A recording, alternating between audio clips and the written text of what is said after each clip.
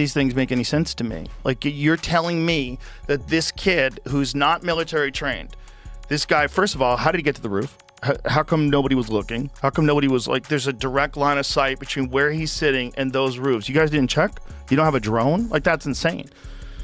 So he's on the roof. He jumps from the roof. He jumps down 14 feet. I don't necessarily think they know what's going on yet. There's a lot of weird going on with this. I know. There was something else going on here. Epstein was not some sort of whiz kid hedge fund manager. Epstein was playing a part. Epstein was a LARPer. Epstein was cast for a specific role, and he played it really well. I don't believe this kid right now could possibly be the So if you can have a guy that's in the audience that's yelling, I him, now me, I him, now me, and then that guy gets arrested for child charges, like what is going on here?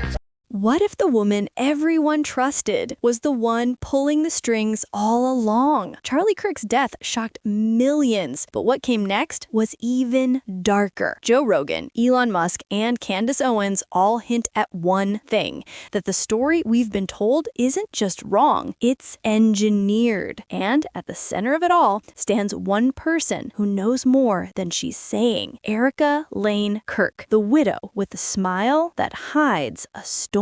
Because this isn't just a tragedy, it's a puzzle built on secrets, money, and power. And every piece points back to her. She wasn't just Charlie's wife. She was Miss Arizona, a Trump affiliate, and, according to Rogan, possibly part of something much bigger. But here's the real question. Was she grieving or performing? And why does every thread of this story lead right back to her name? Before the headlines, before the chaos, before Joe Rogan even uttered his name, there was Charlie Kirk, a man who didn't just join the conversation, he dominated it. From the suburbs of Illinois, Charlie wasn't born into fame or fortune. He built himself from scratch, armed with nothing but conviction, charisma, and an unshakable belief that he was destined to change America. At 18, while most people were still figuring out who they were, Charlie was already on stage, rallying rooms full of students with his voice, his certainty, and his almost unsettling ability to make people listen. He founded Turning Point USA, a youth-driven conservative powerhouse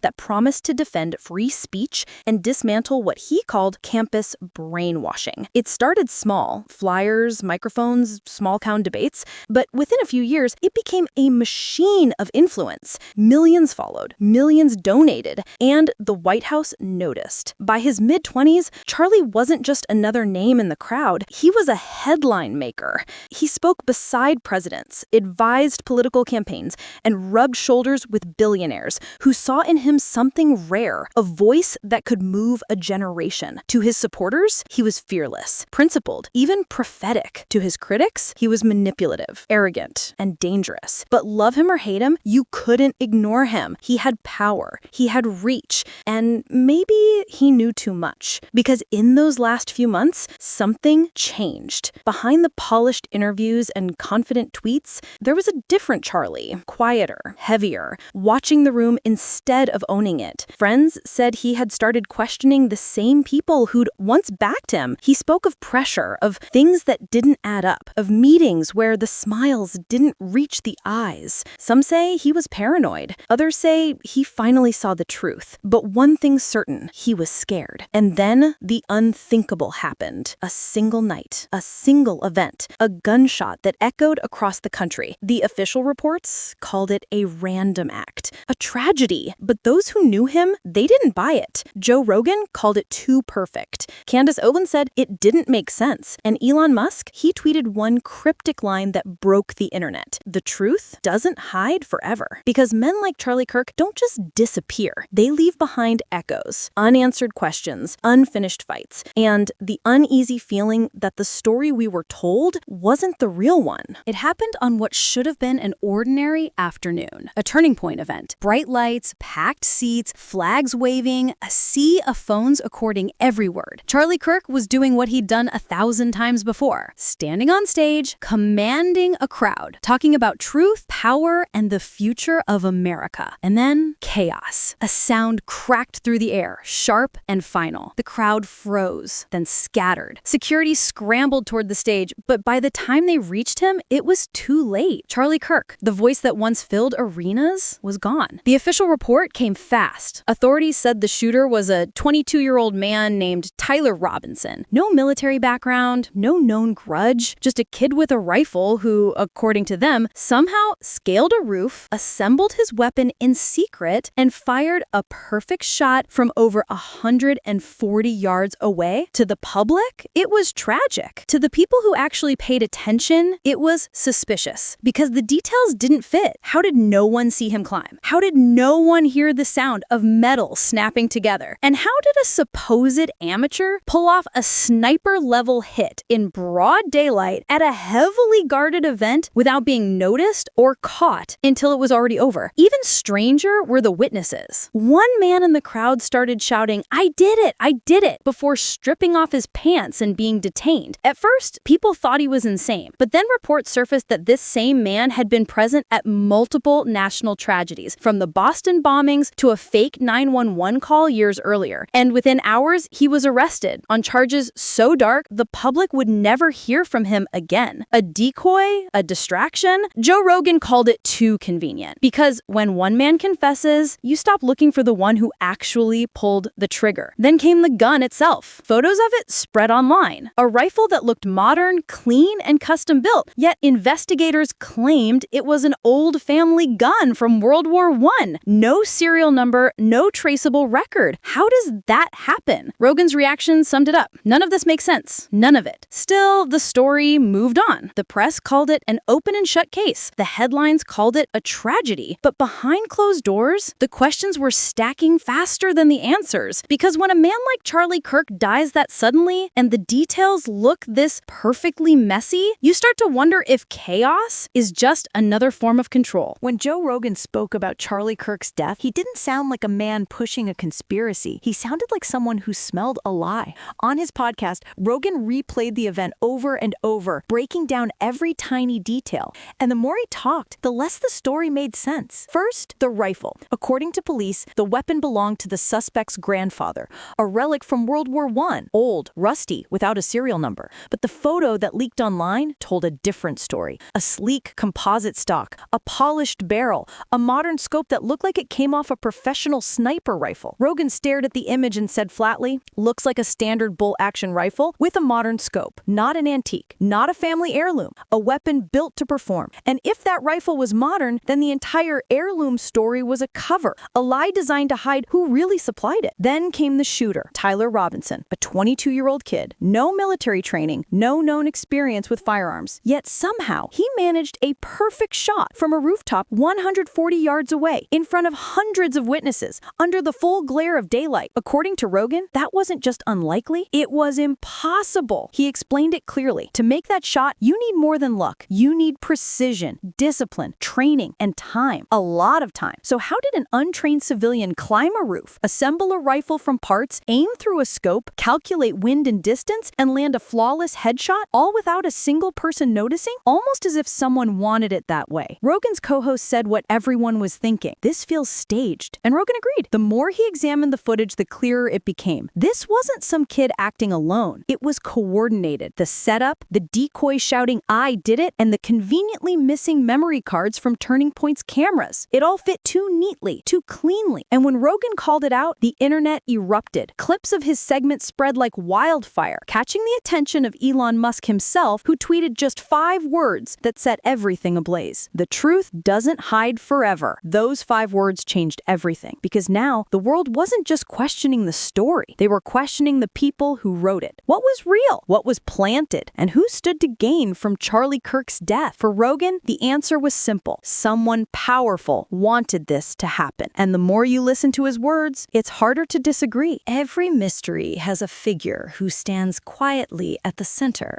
The person everyone watches, but no one truly understands. In this story, that person is Erika Lane Kirk. To the public, she was the grieving widow, a beautiful woman who'd lost her husband in a senseless tragedy. But to those who looked closer, her calm, her composure, her performance, it didn't feel like grief. It felt like control. Before she became Mrs. Kirk, Kirk, Erika was already a name. She'd won Miss Arizona USA back in 2012, a title under the Trump Organization back when Donald Trump still owned the Miss USA pageant. Coincidence? Maybe. But that detail would later become one of the strangest threads in this story, because Trump wasn't just someone she'd met. He was someone her father-in-law had worked for. Charlie's father, Robert W. Kirk, was an architect for Trump Tower itself.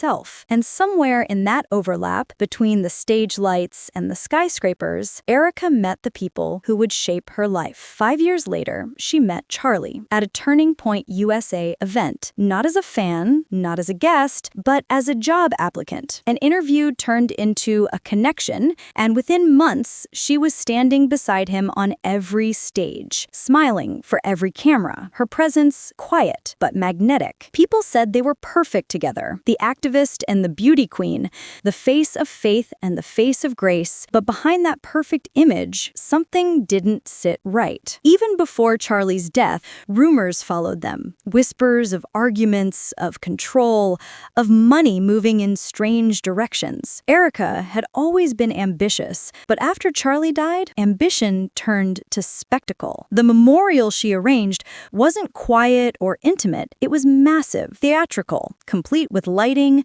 pyrotechnics, and camera crews. Only a week after her husband's death, she stood on stage smiling, waving, her tone polished, her face untouched by tears. Some called it strength, others called it disturbing. A viral Reddit post said it best: "No normal person puts on a show like that after losing their husband.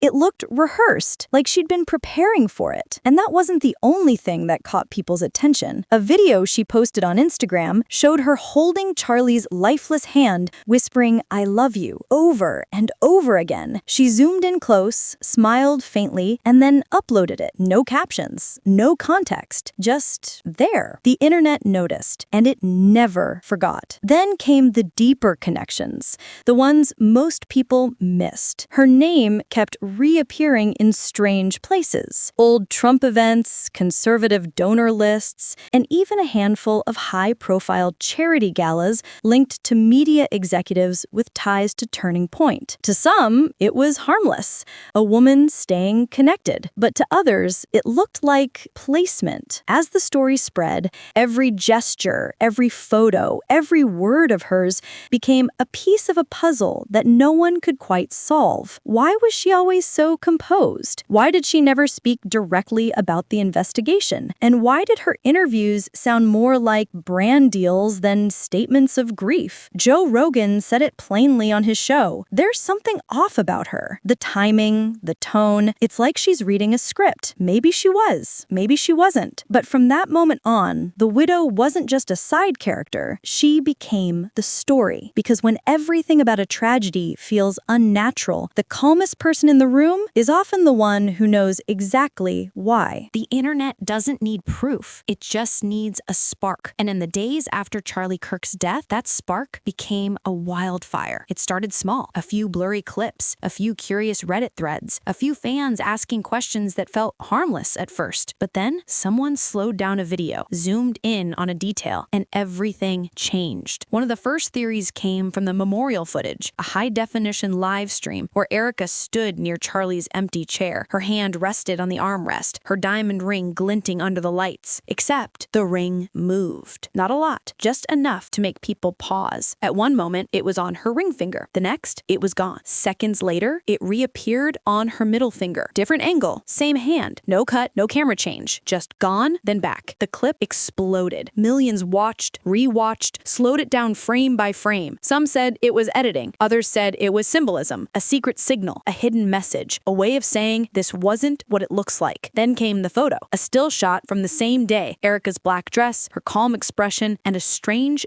dark spot on her right shoulder. At first, people thought it was a shadow, but in every frame after, the shadow moved. Always near her heart, always the same size. Some claimed it was lighting. Others insisted it was blood. Twitter went insane. Threads popped up, comparing her dress to Masonic imagery, to secret symbolism in mourning rituals. One viral post said, "That spot isn't random. It's placement, a mark of guilt or allegiance. Watch it closely." Within hours, the hashtags were trending worldwide. worldwide. Hashtag Erika knows. Hashtag the ring shift. Hashtag Black Mark. Influencers, commentators, and even minor celebrities jumped in. Some mocked it, some fed it. And then Candace Owens, who had already fueled the fire, went live again. She didn't name Erika directly, but she didn't have to. Her words landed like a grenade. There's something we're not being told, and it's not about Charlie. It's about who's smiling now. That single line ripped through the internet. Viewers began pulling every piece of Erika's past they could find. Old interviews, photos, even deleted tweets. Her pageant clips resurfaced, where she once said, "I always play to win." Her Turning Point job application circulated, with people calling it too perfect, too scripted. Then came the wildest theory of them all, that Charlie's death had been recorded by Turning Point cameras, but the SD memory cards were removed immediately after. No explanation, no backups, nothing recovered, just gone. Steve Bannon on his podcast called it a cover-up hiding in plain sight, and Rogan echoed it days later. You don't just lose data like that, not by accident. That's when the chaos reached full speed. TikTok edits, YouTube breakdowns, AI-enhanced voice analyses. Everyone became an investigator. Everyone had a theory. Even the smallest movements, a blink, a smile, the way Erika tilted her head, were dissected like pieces of evidence. To outsiders, it looked insane, but to the millions following every update, it was addictive. Because in this story, everyone wanted to find the glitch, the frame that proved something wasn't right. And through it all, Erika stayed silent. No tweets, no statements, just perfect, polished silence. And maybe that's what made people even more obsessed, because in a world where everyone's talking, the one who says nothing is the one holding the secret. By now, the internet wasn't just chasing a murder mystery,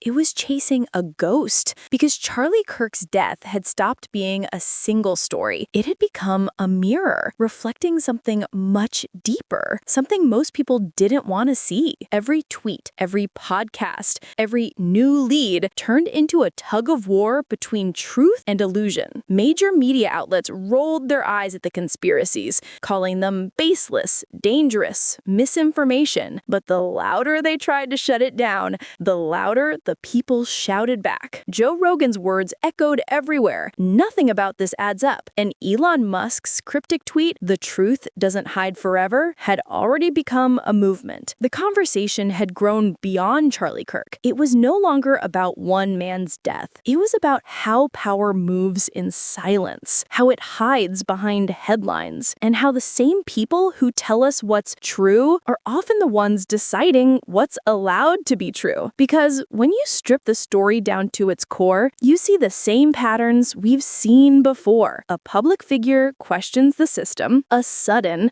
unexplainable tragedy follows, the narrative is delivered within hours, and any voice that dares to question it is branded as dangerous, crazy, or conspiratorial. Candace Owens said it out loud. They confuse us on purpose. When the truth starts to surface, they flood the system with noise. And maybe that's exactly what happened here. A flood of confusion, enough to drown any chance at clarity. A whirlwind of theories, distractions, and half-truths until nobody knows what's real anymore. The government's statement, the FBI's silence, the perfectly timed leaks. All of it formed a pattern too smooth to be natural, almost like someone had written the ending before the story began. But what makes the story different, what makes it truly unsettling, is how ordinary it all feels, how easily the narrative was shaped, how quickly the internet turned from mourning to obsession, and how grief became content, and how every detail, every tear, every clip, every rumor was monetized in real time. Charlie Kirk's death might never be solved. The rifle, the roof,